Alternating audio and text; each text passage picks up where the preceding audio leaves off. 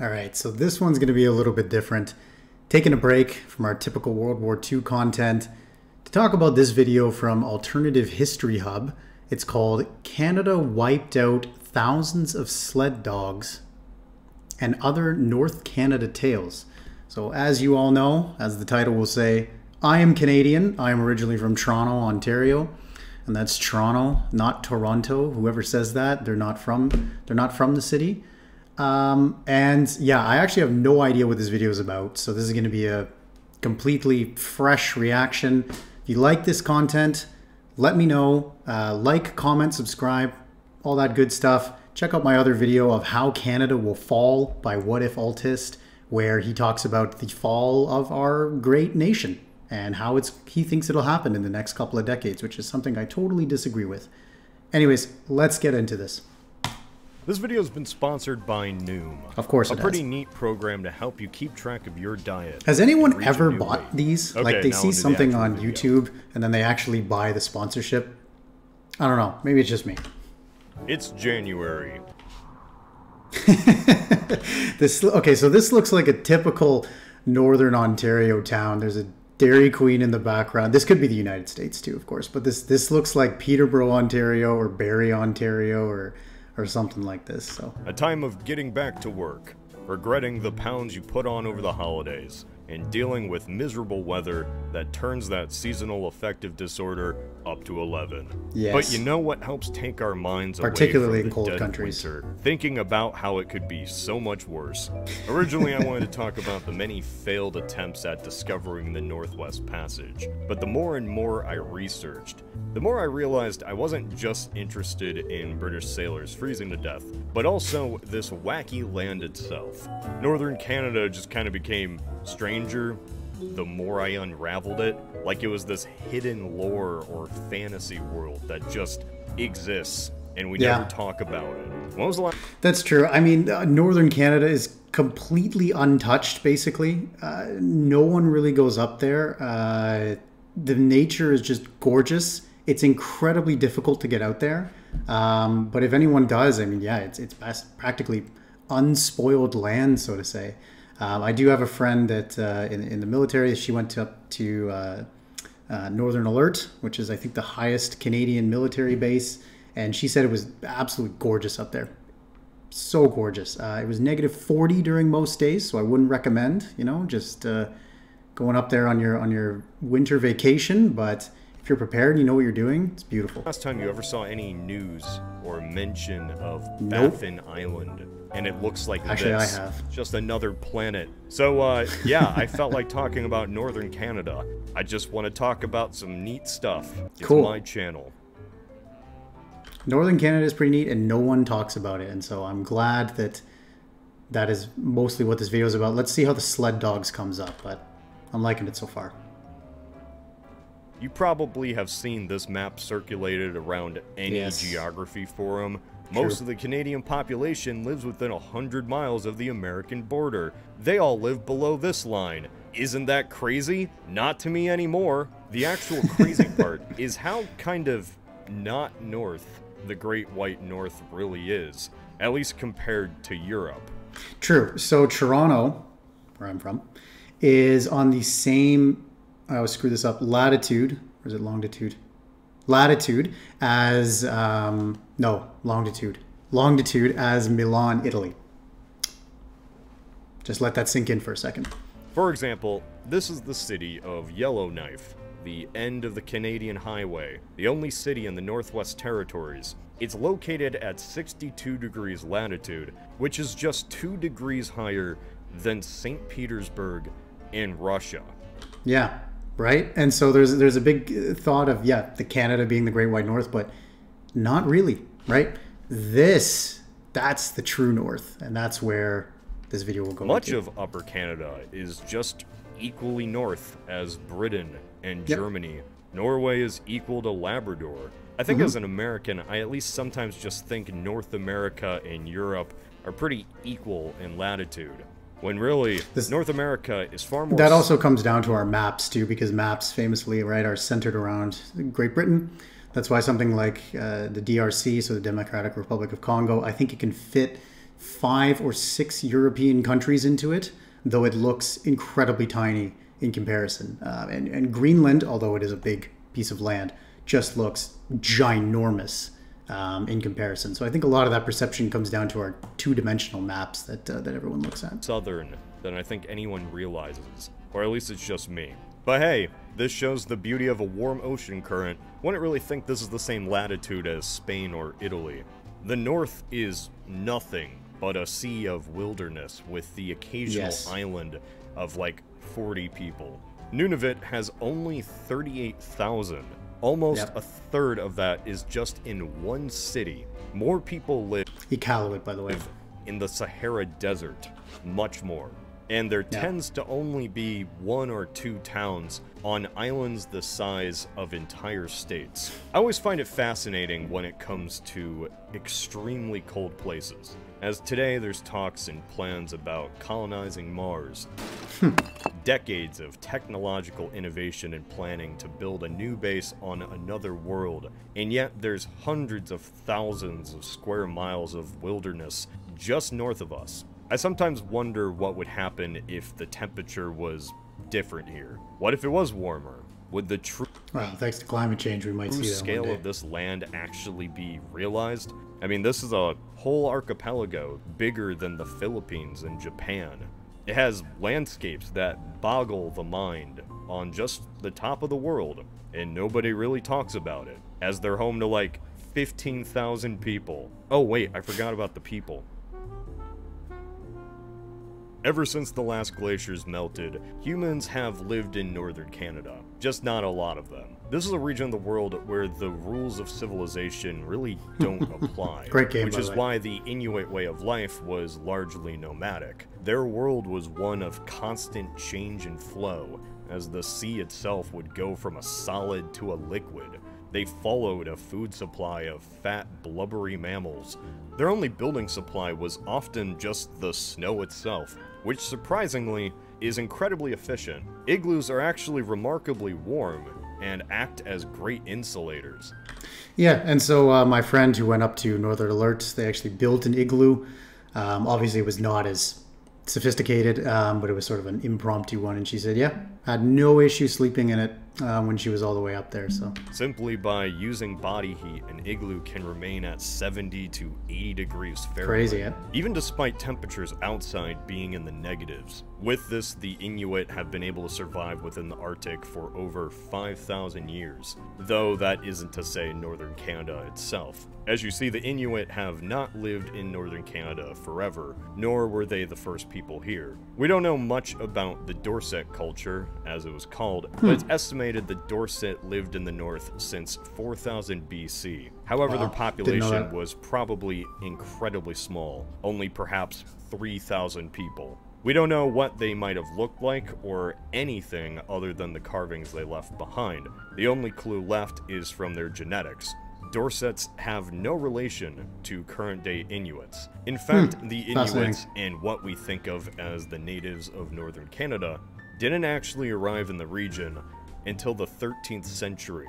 Before then, the Inuit had largely populated coastal Alaska and the Bering Strait. Yet by the time of Columbus, 200 years later, the Thule culture, ancient Inuits, had fully replaced the Dorset. But here's a question, though, is that obviously we know the story of Columbus and the alleged discovery of America, not of the United States of America, but of the continent of America. Well, what is now the modern United States of America. But then when were the people that were living in the north, the Inuit, when were they, so to say, discovered? That's something that I don't know, actually. I don't know. Maybe you guys can let me know in the comments. It's kind of an interesting question. What was the period between Columbus and the discovery of the peoples that were living in the north? And it's not fully known why the... God, that must have been crazy. Like, you're on some Arctic expedition, and then out of nowhere, it's like, holy crap, there's people here. Dorset were wiped out, but there are a few guesses. Mostly, the population was just so low and so isolated it took a soft breeze to wipe them out entirely. And perhaps they were even outcompeted by the Inuit, who had a technological superiority over them. The Inuit, however, are not simply one culture. It's kind of like a nomenclature of similar languages all living in an area that can only be described as pretty chilly. So I didn't know about that, about Inuit specifically, but that also applies to Indigenous Canadians that live in, you know, in the South, in Ontario, in Saskatchewan, Manitoba, and all these other places. There's lots of different tribes, and they're not one homogenous group, right? There's many that are in Ontario. There are some that are more in Saskatchewan. They all have different histories and different cultures. They're not one homogenous group as one might think. The Inuit were kind of forced to stop living nomadically and had to settle down in small villages. And apparently the Canadian government encouraged this settling by killing thousands of sled dogs in the 1960s. Yeah, I went down this rabbit hole where apparently this was a thing that happened. Allegedly, the Canadian government decided to deal with, as they called it, overpopulation of Inuit sled dogs, because, you know, there were just so many. And what the Royal Mounties decided to do was go to Inuit villages and execute every dog they could find by the thousands. Oh wait, tens of thousands. According to testimony, dogs were shot while they were harnessed and ready for a hunt. Pregnant dogs, who were the last of their pack, were killed, shot by laughing policemen in front of their owners. The Royal Mounties had children help them in the killings. Dozens of dogs were allegedly burned and piled into pyramids in front of communities to whom they once belonged. Well, that's what really messed up. Canada. Yeah, exactly. It's like if the Balto movie ended as Schindler's List. You know, this is all hearsay, of course. The Inuit say the government committed this atrocity to destroy their way of life, and this was kind of a way to, you know, keep them stationary. The Royal Mounties, on the other hand, said that this was just to keep the dog population from getting out of control. They, of course, investigated themselves and found no wrongdoing. Yeah, this is kind of a microcosm of the relationship between Canada and the Inuit. Ever since... And the relationship between Canada and its Indigenous people as well. Certainly a dark spot on our history. Something that is becoming more and more known to the general public, more and more brought to the forefront. And while obviously you can have your own political opinion on what to do about it now, that's not something that I'm interested in discussing. I think it is important to sort of recognize the history and the things that happened and to be more informed about what happened in our country, particularly to Indigenous Canadians. What we do about it, that's the next question, but it is important to know your history to its full extent. The first British arrived in the north on their way for glory, and you know, results were varied. I'm very surprised he called it this title, because you'd think the YouTube algorithm's not going to like that. There was once a dream of the British to circumvent the newly discovered continents and find a path from the Atlantic to the Pacific without needing to go under South America. A quick journey above or through North America to the other side to trade with China. This hoped-for path was called the Northwest Passage, and the tale to discover it unfolded over centuries, as captain after captain, ship after ship, slowly chipped away at uncovering the vast Canadian North. All of these voyages aimed to be the one to finally get through, yet never did. So by their own definition, you could kind of say they were all failures. But what an absolutely miserable job, too. Wow. You can only imagine how laborious and brutal these conditions were on these voyages, and I can't even imagine. There were a few interesting stories about some of these failures. Henry Hudson sailed 3 times to find a way through. On his final sail, he reached a large portion of open water. He was excited and truly believed he had gone over the continent. Could this be it? Nope. Turns out he discovered the world's 2nd largest bay. Hudson was disappointed and heartbroken that he had not found the passage. which is why it's quite ironic that his name is forever memorialized with the bay that pranked him. William Baffin.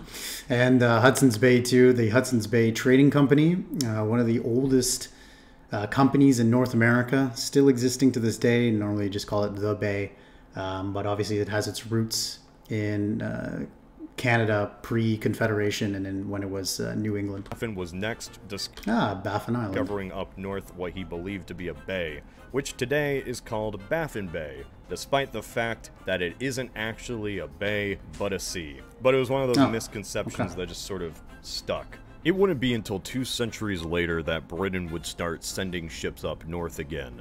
I don't know why, they were kind of preoccupied. There was this renewed sense of interest in the region. A dream that the passage many had hoped for was still out there. By the 1820s, once again, vessels had begun leaving the shores of Britain for the unknowns of northern Canada. In many ways, these ships were the rockets of their day, and what these poor sailors would often find up there would be just as dangerous as landing on another planet. But that's a series of stories for another time. That's right, I'm actually making that Northwest Passage video. This was a prequel the entire time. I'll have to check it out. I can't wait. I'll have to check it out. So fun fact, due to their historical diet of seals, and any Arctic animal really, Inuit diet historically was incredibly high in both calories and fat. But despite this, Inuit actually have less risk of heart disease and obesity issues, while consuming amounts of fat that for non-Inuit would result in major health problems and weight gain. But while most of us don't eat seal blubber, we do sometimes have diets that are... Nice. And then that was the transition into the ad. So one also thing that I'd like to say on the seal fat, there's a very controversial practice of seal clubbing in northern Canada. This is something that persists to this day, and it comes down to, obviously, there's animal rights, but then there's also indigenous rights, and these things sort of clash, and the practice of seal clubbing continues to this day, albeit though it's a very sort of barbaric and sort of outdated practice. Anyways, that was that. Let me know what you guys thought. Bit of different content here today, obviously from a history channel that we know and that we all love, but entirely focused on the present and focused on Canada. So without further ado, thank you all very much, and I will see you guys in the next one. Bye-bye.